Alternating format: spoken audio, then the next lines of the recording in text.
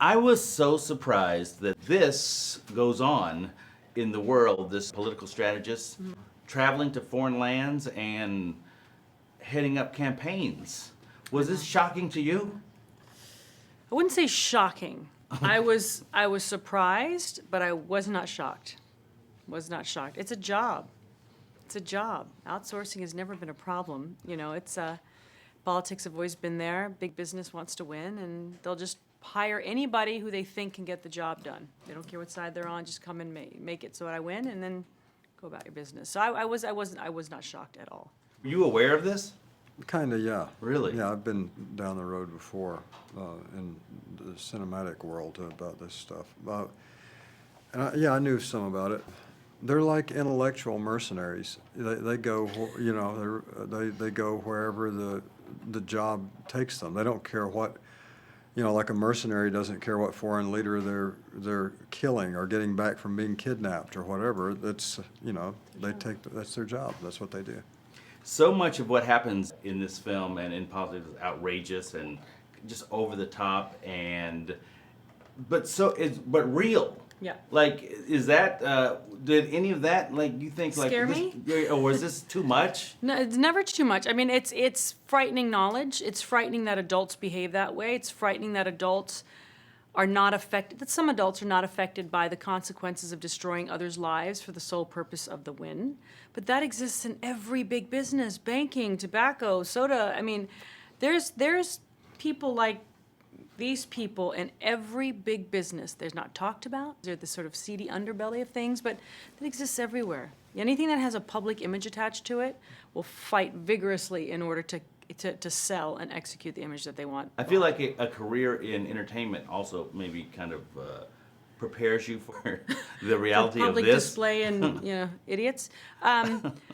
Yeah, but it's not. I mean, you'd think that our business would be run like that. I think it was in the old studio days, that control and that puppeteering. I don't think that exists so much anymore. Maybe because no one wants to puppeteer. Well, I think part of it is that they can't anymore. I mean, I don't think it's possible for them to really control situations. In the old days, they had, like the guys at MGM who, were the Eddie Mannix and these guys who literally covered up horrible stuff all the time. But we lived in a time then, or they did, when the idea was to protect whoever was out front. And now that's gone. There's, first of all, like I said, I don't think there's any way you can. There's too much access. Everybody's a spy. The whole world is a spy now.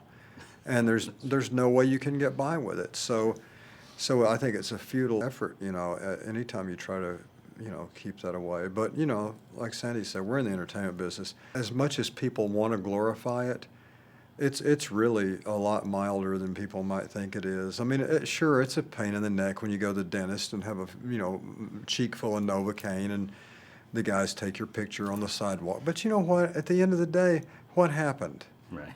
You know what I mean? They got you on TV with your mouth swollen. I mean, that's really going to, that's an earth-shattering thing, and, society needs to look out for that. But we've actually dealt with this thing as early as when you're kids.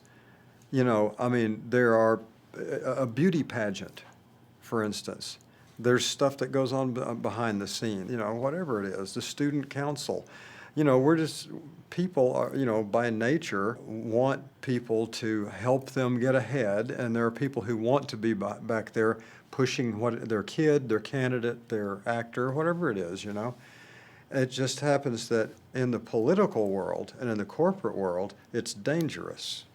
That's the difference. Can you just quickly give me in a nutshell, your character, where they are in their lives in this movie? My character, when you first meet her, is try to pull herself out of this world that is unhealthy for her, a world where she's brilliant at what she does, but it's having an adverse effect on her mental health and her addiction. She had to literally remove herself physically, but she's pulled back in with her drug of choice, which is her competitive nature towards Billy Bob's character, Pat Candy. And Pat? Just a real... A-hole. Yeah, Yep. He's an alligator. He's an eating machine.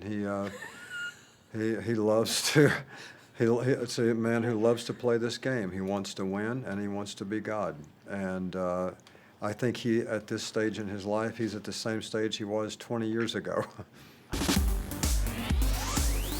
Made in Hollywood.